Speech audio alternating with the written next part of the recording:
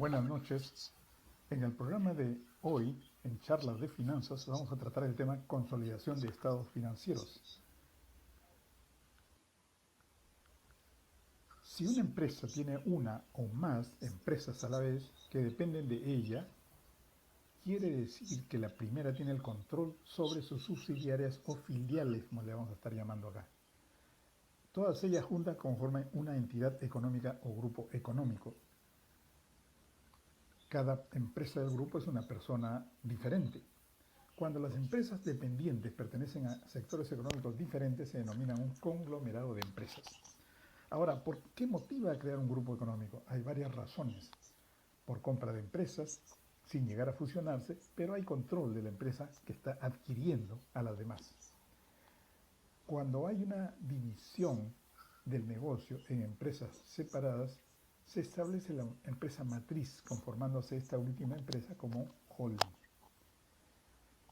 Para control de riesgos separados, esto se da cuando cada empresa quiere asumir los suyos. Y finalmente, por inversiones que se hacen en el extranjero, es decir, se crean empresas en el país en que se va a invertir.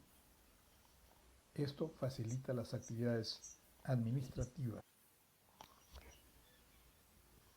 Cuando hablamos de estados financieros consolidados, nos referimos a aquellos estados financieros de un grupo en el que los activos, pasivos, patrimonio, ingresos, gastos y flujo de efectivo, es decir, de los tres principales estados financieros que conocemos. Todos estos pertenecen a estos se van a fusionar, o a consolidar desde la matriz, de la empresa matriz o llamada inversionista, y sus subsidiarias o filiales se presentan como si se tratase de una sola entidad económica. Esto está establecido en la NIF 10. Para cumplir con el objetivo de esta NIF 10, se debe establecer la forma en que se aplica el principio de control para identificar si una casa matriz controla a una subsidiaria y por ello debe consolidar dicha entidad. Establece los requerimientos contables para la preparación de los estados financieros consolidados. Ahora, ¿por qué consolidar? Porque cuando entre las unidades de negocio que conforman un grupo hay transacciones, hay saldos entre ellas que se deben eliminar o se deben reestructurar, el método permitirá conocer el cambio en el patrimonio, la posición financiera y o las actividades de un sector institucional con el resto de la economía, porque muchas veces ese sector institucional, si no se han logrado hacer las consolidaciones, podría estar dando datos que no son los reales. Ahora podemos hablar de una buena consolidación, claro.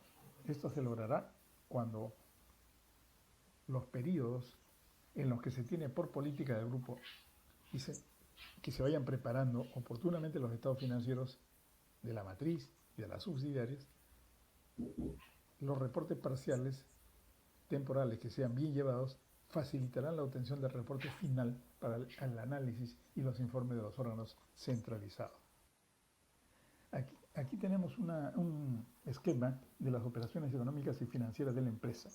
En anteriores entrevistas se han presentado este mismo esquema para mostrar cómo es que opera en la empresa todo el flujo de las actividades que se desarrollan ahí, al interior de la empresa, digo.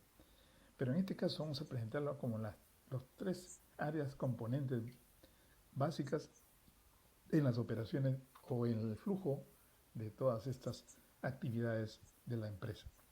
Vemos que en un fondo verde están las inversiones, en un fondo color salmón, como le llamaría, están las operaciones o las actividades de financiamiento, y en un fondo gris están las actividades que son las operaciones propiamente. ¿Por qué menciono esto? Porque cuando se haga la consolidación hay que tener presente que todas estas áreas o funciones dentro de la empresa también deben lograr una consolidación sin producirse algunos saldos que pueden estar en dos partes que hay que, como se dice, netearse. Finalmente, ¿cuándo consolidar los estados financieros? Bueno, por lo menos una vez al año, al término del ejercicio fiscal que termina el 31 de diciembre, y que debe hacerse en base a los estados financieros individuales que estén cortados a una misma fecha y que correspondan a un mismo periodo contable. Bien, hasta aquí la parte introductoria del programa de hoy. Continuamos con la entrevista del día. Gracias.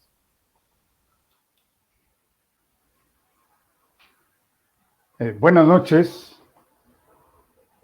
Les damos la bienvenida a este capítulo de los días jueves que le llamamos charlas de finanzas. Habiendo hecho una introducción ya al tema de la consolidación de estados financieros, en esta entrevista vamos a profundizar en conceptos, procedimientos y sobre todo a ampliar nuestra visión de los grupos económicos que han establecido esa forma de invertir fondos, manteniendo unidades de negocios, operando separadamente del tronco principal, podríamos decir, cada una de ellas apuntando a sus mercados objetivos. Y hablando de objetivo, entonces el objetivo de esta noche es justamente llegar a la consolidación de los estados financieros.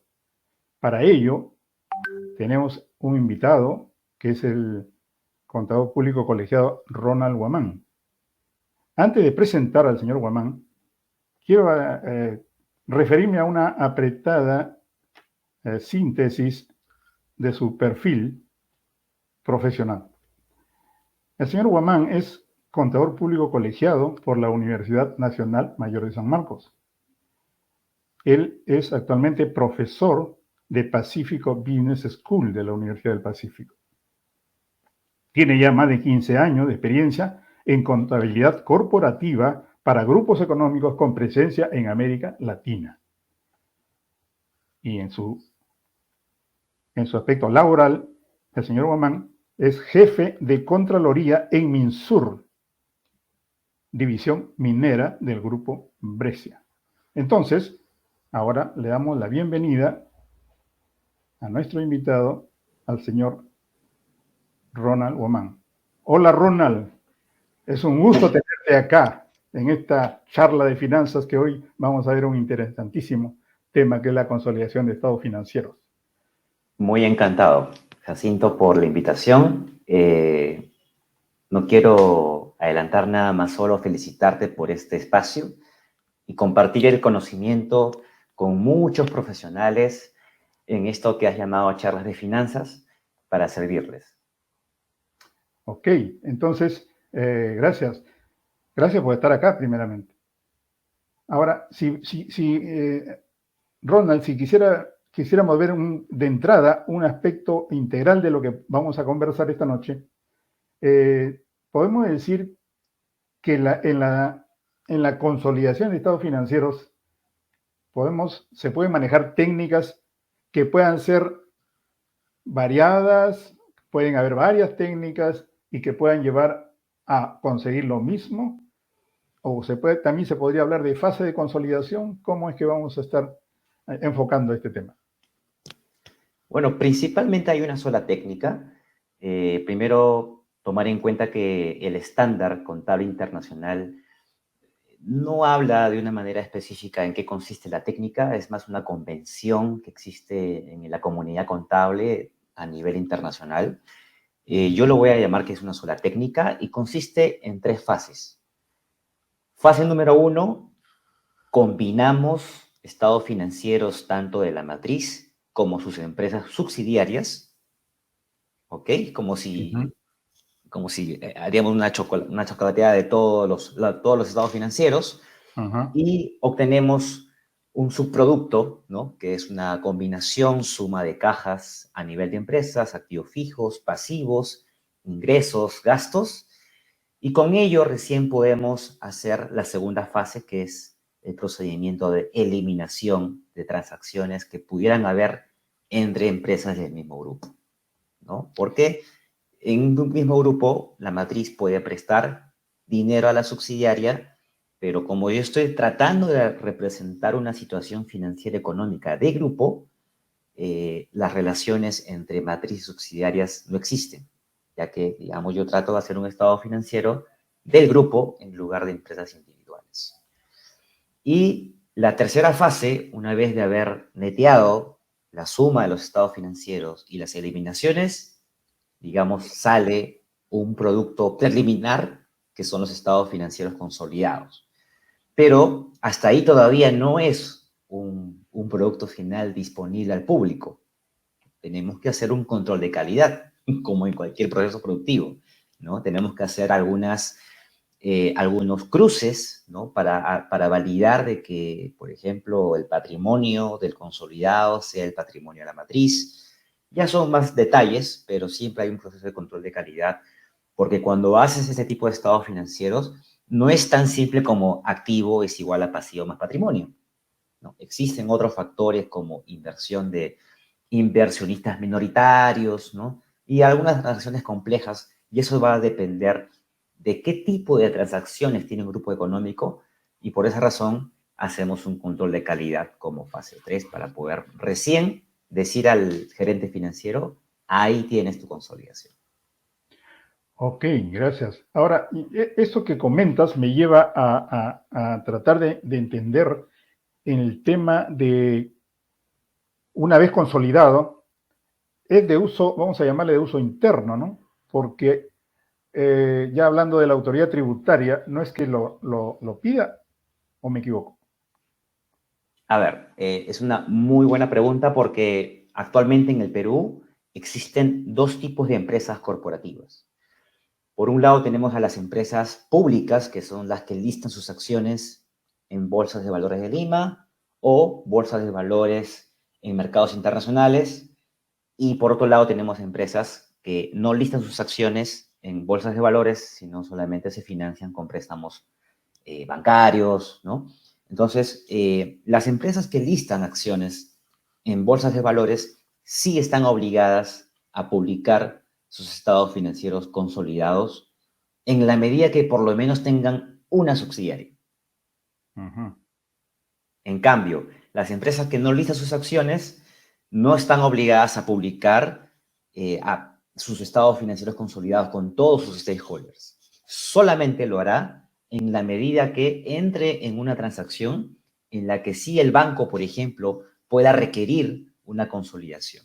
Si yo soy, por ejemplo, una empresa y tengo 5 subsidiarias y necesito un préstamo bancario para fines corporativos, es decir, para financiar a la matriz como también para mis hijas, entonces cuando yo vaya al banco, el banco me va a pedir un estado financiero consolidado para que pueda hacer la evaluación crediticia.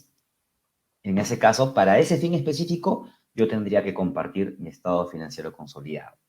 Pero con otros stakeholders, como entidades gubernamentales, no es necesario que yo tenga que estar compartiendo. En el caso de la SUNAT, para la SUNAT no es de mucho interés tener un estado financiero consolidado porque la tributación en el Perú no es sobre una utilidad consolidada, es sobre utilidades de las personas jurídicas. Y recordemos de que para hacer un consolidado no existen personas jurídicas. Para un consolidado existe un grupo de activos. Es decir, si yo tengo 5 empresas, para fines consolidados yo no tengo 5 empresas, yo tengo un grupo de activos de 5 empresas. Entonces, esa diferencia de enfoque hace que la SUNAT pues no esté muy interesada en pedir una consolidación porque más se va a enfocar por el plazo reducido que tiene en hacer la revisión individual empresa por empresa, ¿no? Ok. Y entonces eso nos lleva, ya que decías que en el caso de empresas que cotizan en bolsa, entonces nos lleva a la pregunta, ok, entonces si hay una presentación ante organismos oficiales, debe haber auditoría entonces de esos estados financieros consolidados, ¿no? De todas maneras, en ese caso, la auditoría incrementa su alcance, porque yo tendría que pagar un poco más a mis auditores externos para que puedan dar fe del proceso de consolidación. Qué interesante. Pero cuando empezaste a decirnos de los tipos de empresas, te referiste a las empresas públicas, ¿Ibas a decir algo en cuanto a empresas privadas? ¿Algo que sea algo diferente a...? No, me refería a que existen empresas públicas y no públicas. Ah, ya, ya. Entonces, Sí, en ambos casos se puede estar hablando entonces si cotizan en bolsa para hacer la diferencia, ¿no? sí, correcto, Y correcto. ahora, Sí. sí, sí, sí, por favor, dime.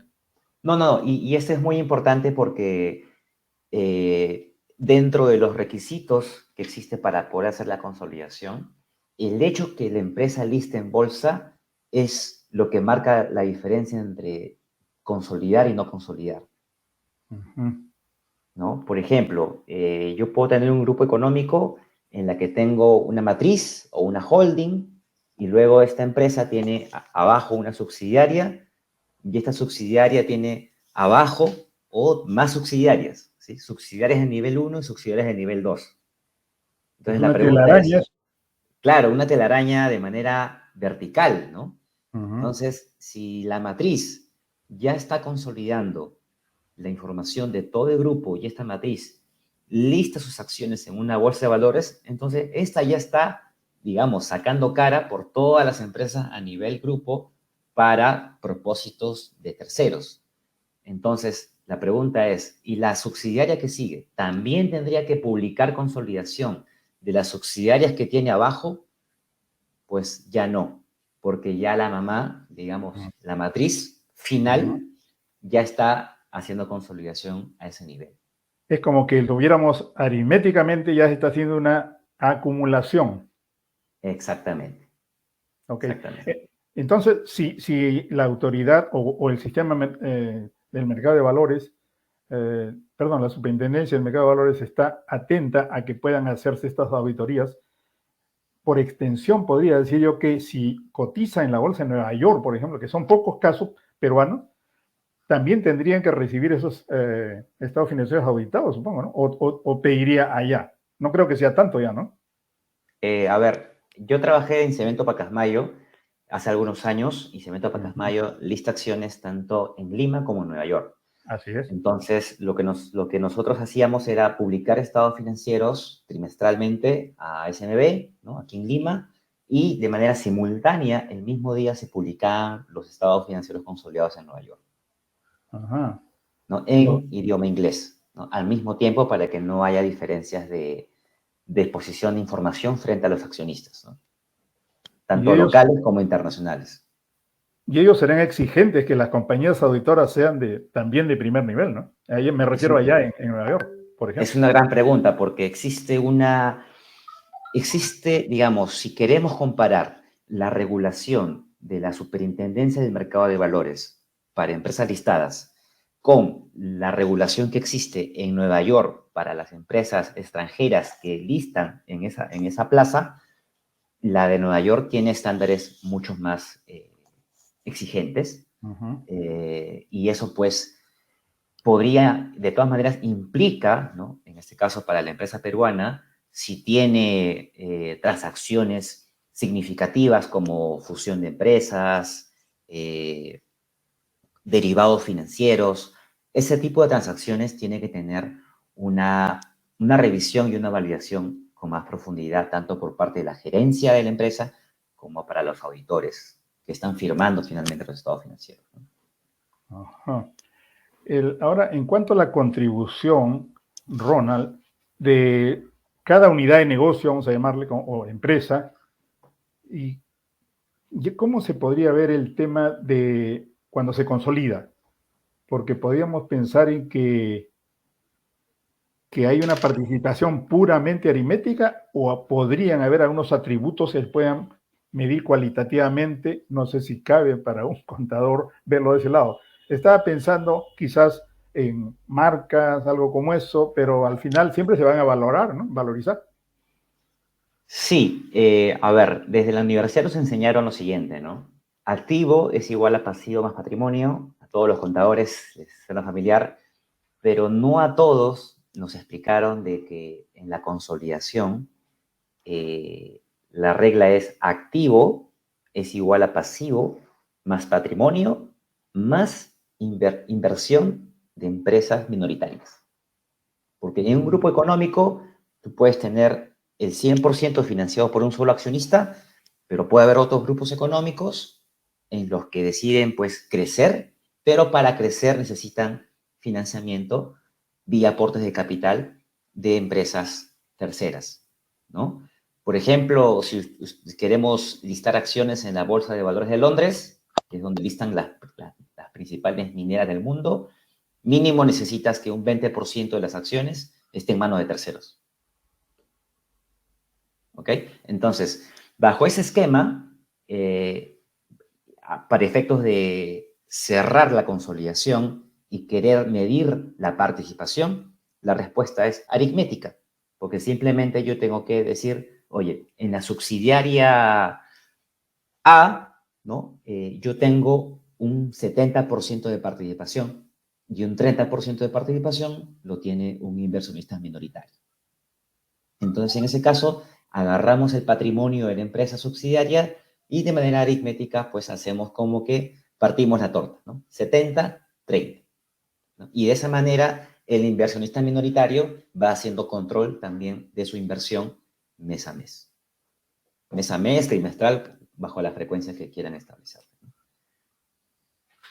Ok. Ahora parece que puede ser que la matriz pueda ser solamente administrativa, que está controlando a todo el grupo, o también puede desarrollar sus propias operaciones, pues esta que le llamamos de operaciones, inversiones, financiamiento, ¿no? Se da el caso, supongo, ¿no? Que la misma matriz tiene sus propias operaciones de negocio, digo. Ahí también hay dos casos, ¿no? Tenemos un caso de grupos económicos en que la matriz, su único objetivo es controlar las inversiones de sus empresas. ¿Okay? En este caso, si vas a ver los estados financieros de la matriz, lo único que vas a ver es caja, inversiones, por ahí alguna cuenta por pagar y patrimonio y se acabó.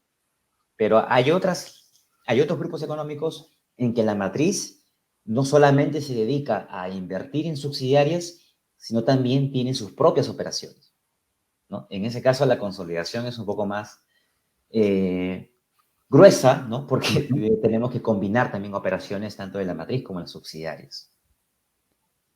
Ok, eso aclara entonces bastante. Ahora, he visto por ahí que las filiales, si podemos llamarlas así, o subsidiarias,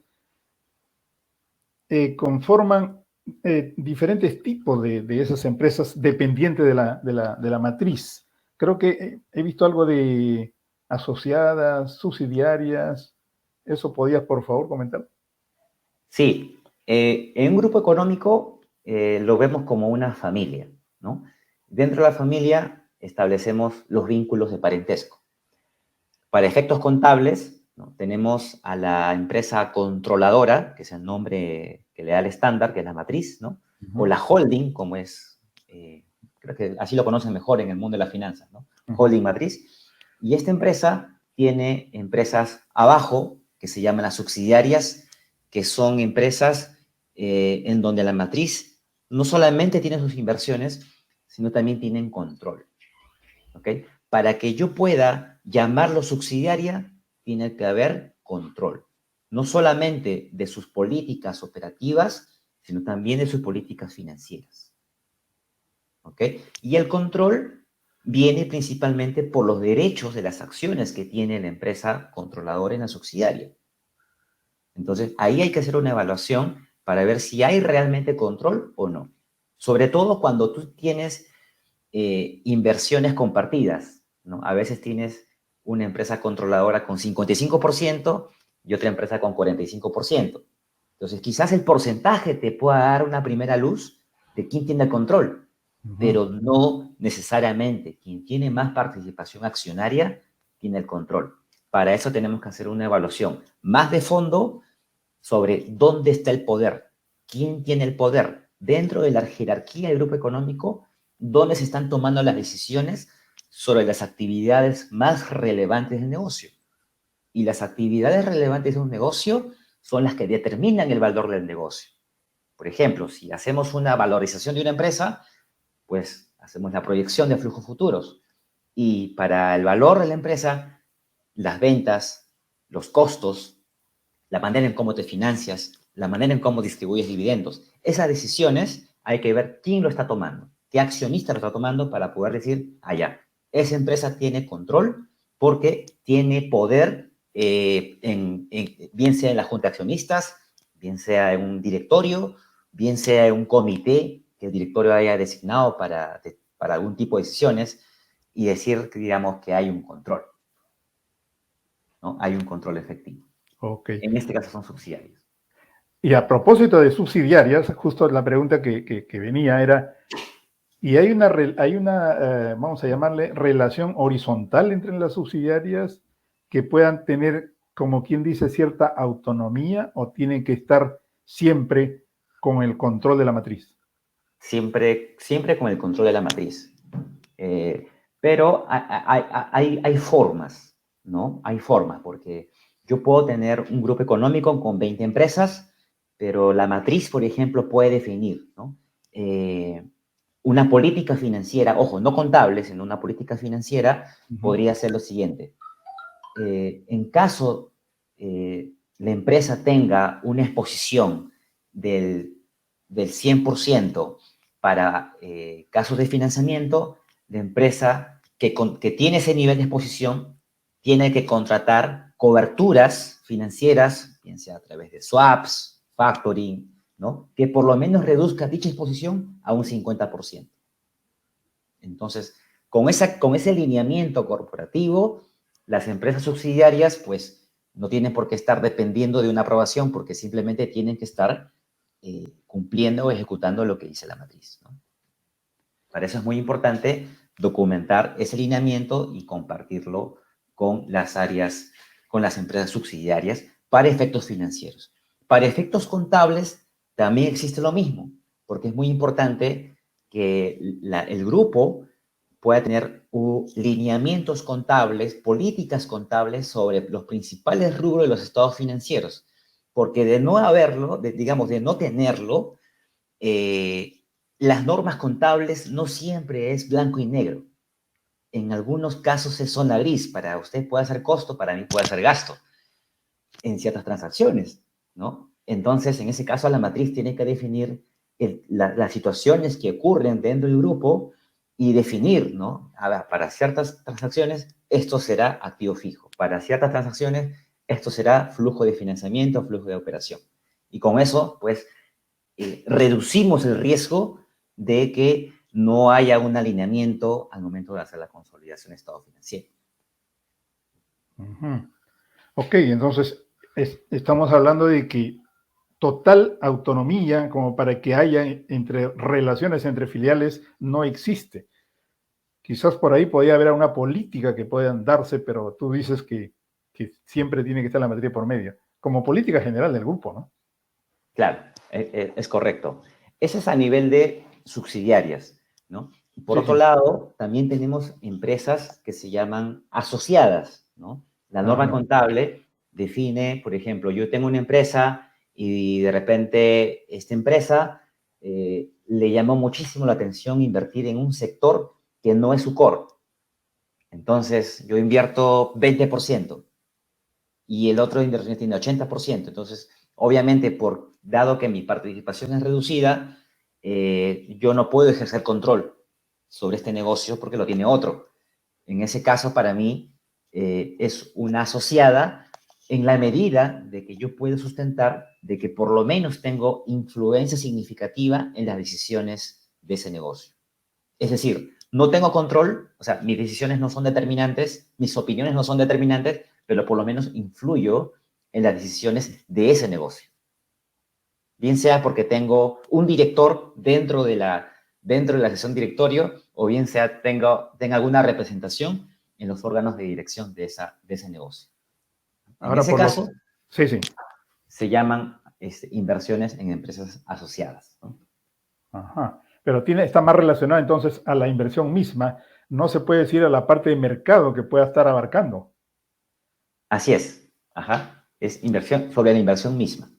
En ese caso, como yo no tengo control, como no puedo decidir de manera concluyente sobre operaciones de financiación, de operación de esta empresa, por esa razón, cuando yo hago la consolidación, yo no puedo consolidarla. yo no puedo absorber el 100% de sus activos, de sus pasivos, porque no tengo control. Solamente consolido cuando tengo control. Si solamente tengo una influencia, si solamente es una asociada, lo único que tengo que hacer es contabilizar mes a mes, ¿no?, la fluctuación de esa inversión de manera individual, ¿no? Es como si tuviera una tenencia en acciones, punto. Ok, claro. Ahora, acá hay un tema que es bien interesante, Ronald, porque siempre queda la duda de cómo manejarse cuando hay transacciones entre filiales, por supuesto, como hemos dicho, con el control de la matriz, pero cómo juega el tema de las que sean en diferentes monedas. En el momento de la consolidación debe haber ahí tiene que obedecer a algunas políticas, definitivamente, ¿no? Sí, por ejemplo, una de las políticas, eh, digamos, comunes que tenemos en grupos económicos es que podría existir, digamos, grupos económicos que tienen transacciones frecuentes, Ujú. ¿no? Por ejemplo, si tú eres una empresa cementera y esta empresa cementera distribuye su cemento a través de una subsidiaria, entonces el nivel de transacciones que hay entre la matriz y la subsidiaria va a ser tremenda, porque simplemente uno produce y el otro distribuye. Entonces, cuando hacemos el cierre contable, ¿no?, yo puedo tener, por un lado, la matriz vendió 2 millones y la subsidiaria compró 1.800.000. Entonces, ahí tengo una diferencia. Digo, ¿qué pasó? Y puede ser que por un tema de corte la factura no haya sido registrada, ¿no?, en la empresa subsidiaria, y en ese caso voy a tener que asumir de que el importe correcto va a ser la factura que emitió la matriz, porque finalmente es más rápido controlar a través de quién emite la factura de que quién lo registra. ¿Ok? Ese es como caso que suele ocurrir, digamos, de manera frecuente en las consolidaciones. Por otro lado, esto, si lo vemos de un punto de vista de diferencia de monedas, ¿no? Yo, por ejemplo, tengo una empresa en el Perú y tengo una subsidiaria que está en Brasil, entonces yo tengo una diferencia porque en el Perú tenemos como moneda funcional soles peruanos y allá tenemos soles, los famosos reales Real. brasileños, Ajá. ¿no? Entonces, en este caso, yo tendría que primero analizar si la transacción que se ha hecho entre ambas se ha hecho bajo una moneda en común. Pero lo que suele pasar es que a veces las transacciones cuando son con el exterior se hacen en dólares. Ujú. Entonces es más fácil para ambos decir $100, $100, se acabó, ¿no? Claro, se está En- uniformizando. claro, ¿y dónde está un poco la parte compleja en el tema de las monedas? Es que yo, si tengo en el Brasil una inversión, no sé, y tú has invertido $100, que equivalen, ahorita está en 5.3, creo que son 530 reales. Hoy, si el dólar se devalúa, ¿no? Obviamente, perdón, si el dólar se fortalece, Ajá. ¿no?, lo que va a pasar es que mi inversión va a empezar a diluirse en el tiempo. Porque ya no tengo $100, digamos, al entrar en Brasil, lo que he hecho con esos $100 o 500 reales es invertir en compra de maquinaria. Y cuando compras en maquinaria, pues se hace en la moneda de allá, ¿no?, en la moneda de Brasil. Y se queda 530 reales. Pero si luego el tipo de cambio en Brasil se va a 10, entonces ya no tengo $100, porque tendría la mitad. Tendría $50 porque tendría que dividir, ¿no?, la misma cantidad de reales, esos 500 reales, entre 10, ¿no? Y más o menos eso haría que mi inversión en dólares se diluya. Y eso se llama, en consolidación le llamamos pérdida por traslación, ¿no? Y eso yo tengo que controlarlo en todos los cierres contables. Ujú. Pero es algo contable, ¿no? No es como le llamamos, es un efecto non-cash, ¿no? Es solo para efectos de control, ¿no? Ok. Ahora, en el caso de qué tanta autonomía puede haber al final de un periodo para algunas filiales que quieran hacer reinversión de utilidades. Eso podría ser motivo de la política que ya la conocen las filiales, ¿no?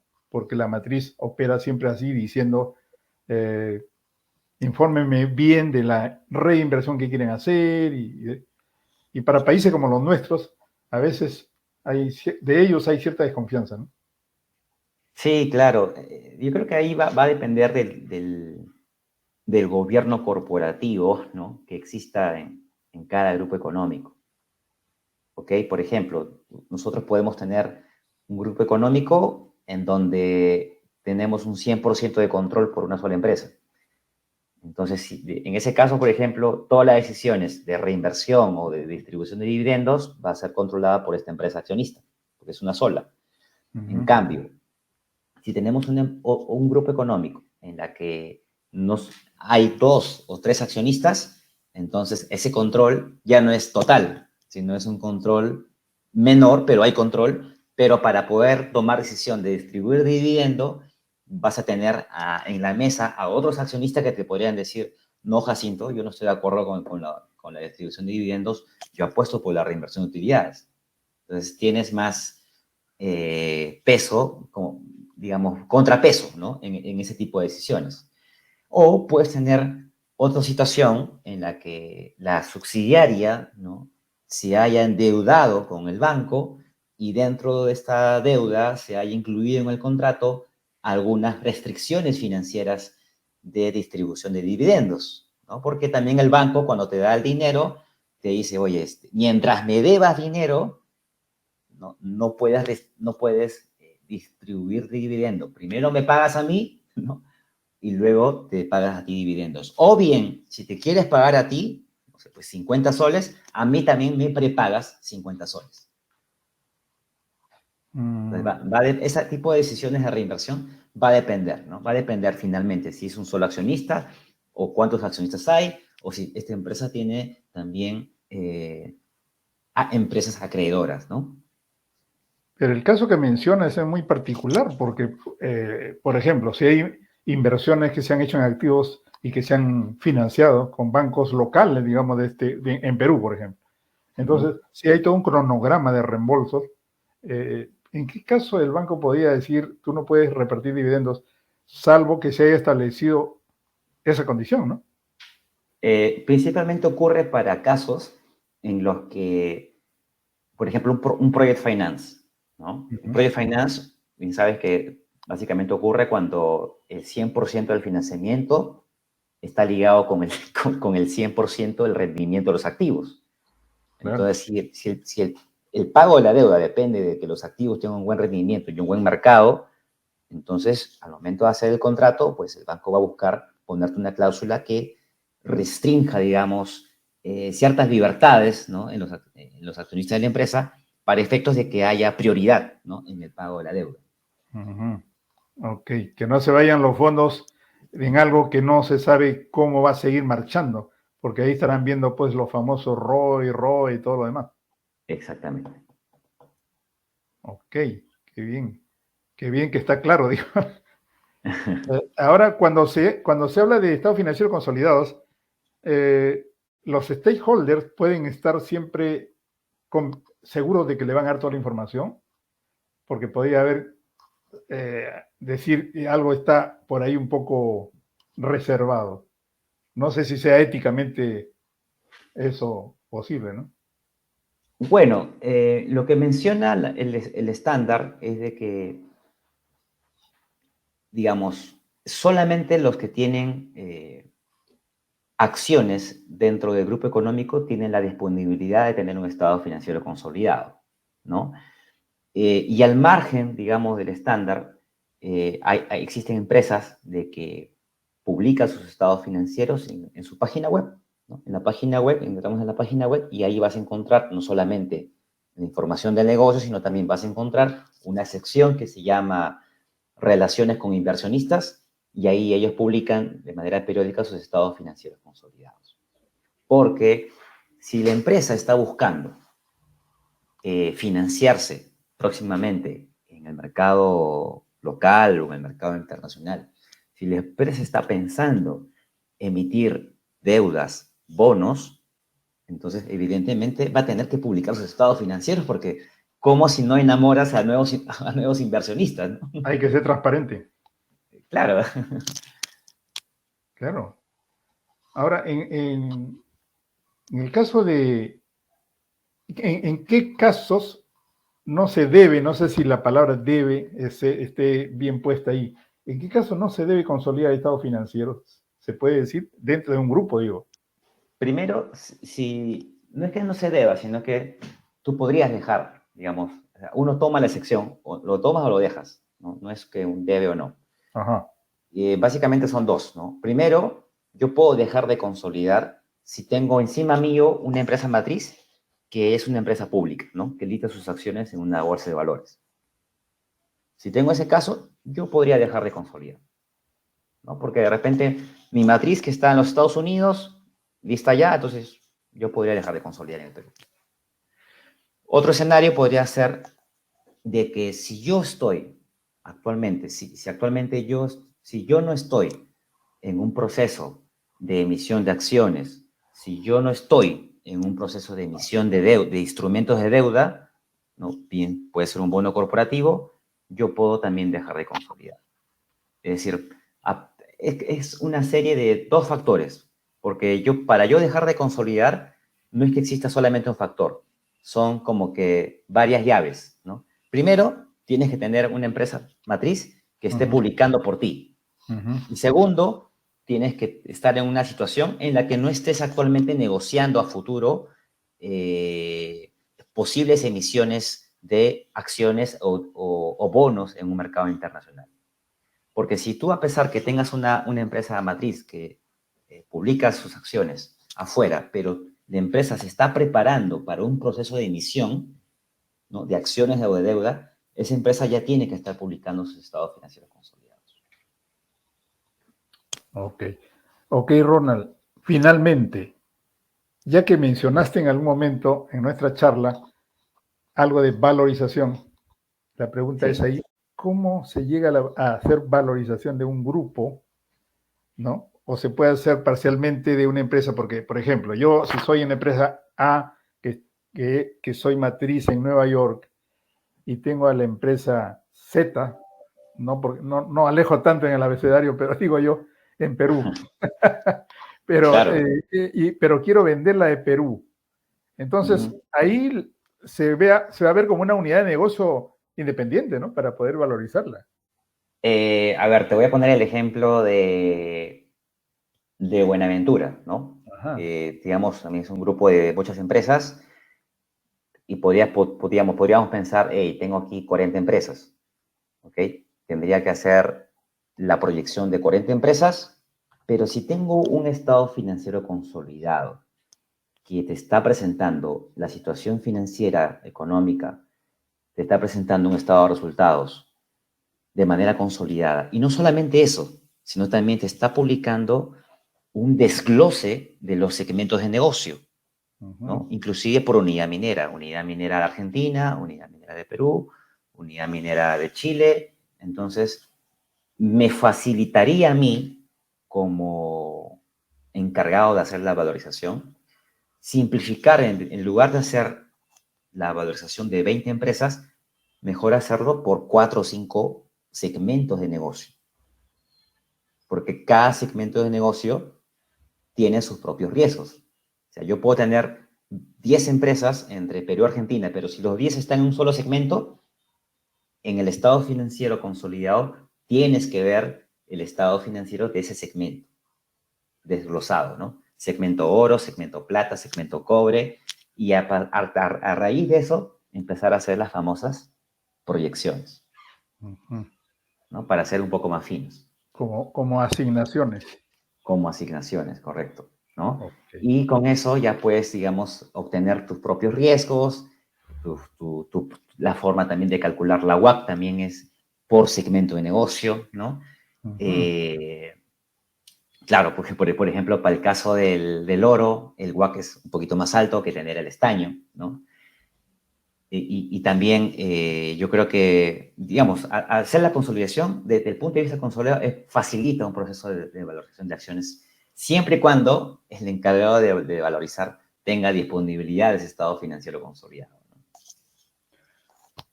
Ok, Ronald, gracias por tu participación. Ha sido muy ilustrativa con los ejemplos, con los las explicaciones que nos ha dado. Te agradezco mucho por estar con nosotros y te mando un abrazo. Gracias. Gracias, Jacinto, por la invitación y por las preguntas. Espero que les haya podido ayudar de manera breve con este mundo de la consolidación. Y bueno, será hasta otra ocasión. Ok, gracias. Chao, chao. Dale, vamos. Bueno, entonces hemos llegado al final de nuestra charla de hoy. Antes de terminar, quería mencionar que por excepción, porque siempre mencionamos las charlas de los jueves, charla de finanzas de los días jueves, por excepción, la otra semana vamos a tener la charla de finanzas el día miércoles. Y para esta entrevista que vamos a tener el día miércoles 6 de abril, nos ha aceptado la invitación el ingeniero Luis Babá Nacao, muy conocido en los ambientes financieros. Con él vamos a hablar sobre el tema de la coyuntura económica y financiera. Y hacemos una pregunta. Año 2022. ¿Es un año de turbulencia? No se pierdan ese programa. Le agradecemos bastante por su sintonía hoy. Gracias. Buenas noches.